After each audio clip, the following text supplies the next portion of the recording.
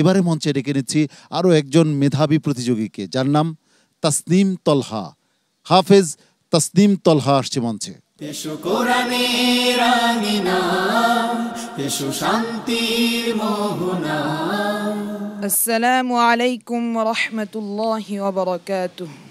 ওয়া আলাইকুম আসসালাম ওয়া রাহমাতুল্লাহি ওয়া বারাকাতুহু। আউযু বিল্লাহি মিনাশ শাইতানির রাজীম। লাইন উখরিজু লা ইয়াখরুজুনা মা'আহুম। আউযু বিল্লাহি মিনাশ শাইতানির রাজীম।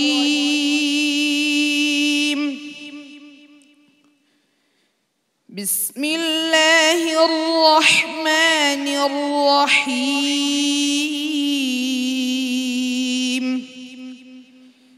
لئن أخرجوا لا يخرجون معهم ولئن قوتلوا لا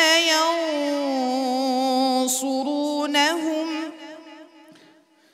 ولئن نصروهم ليولن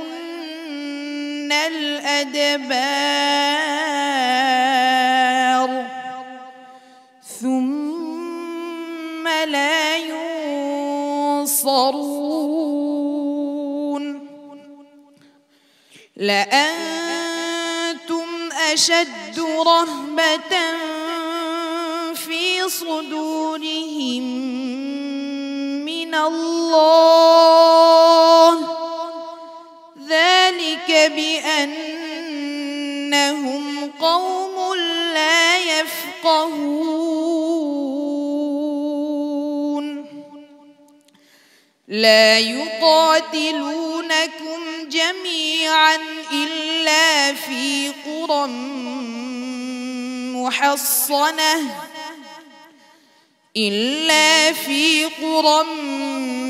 محصنة أو من وراء جدر بأسهم بينهم شديد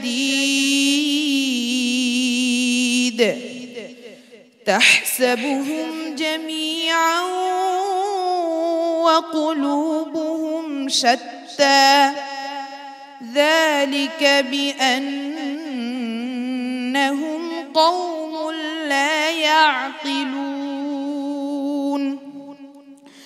كمثل الذين من قبلهم قريبا ذاقوا وبال أمرهم ولهم عذاب أليم كمثل الشيطان إذ قال للإنسان اكفر فلما كفر قال إني بريء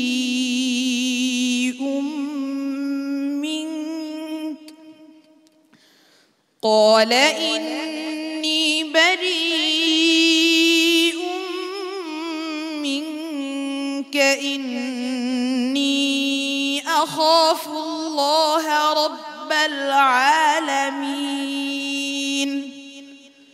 فكان عاقبتهما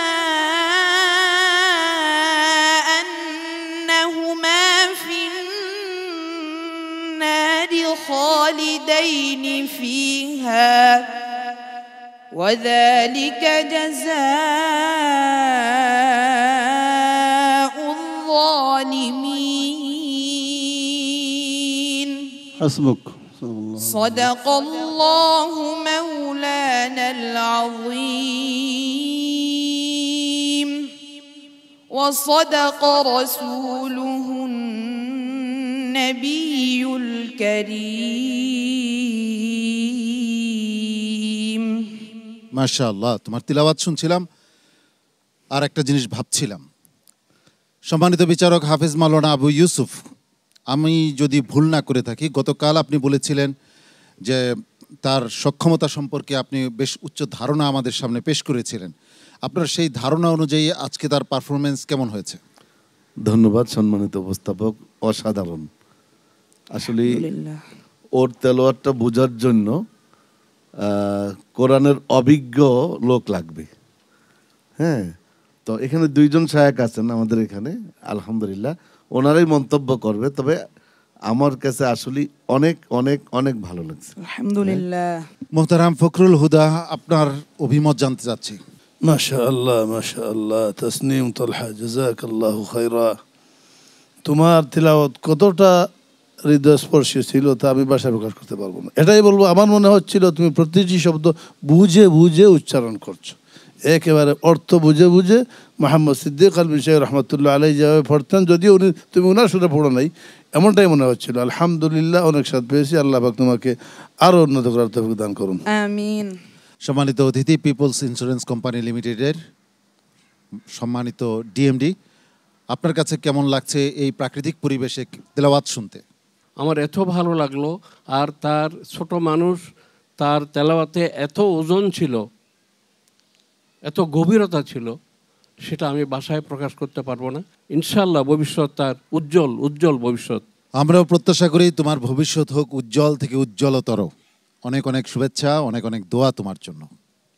আসসালামু আলাইকুম ওয়া রাহমাতুল্লাহি ওয়া বারাকাতুহু। পিএইচপি কোরআনের আলো।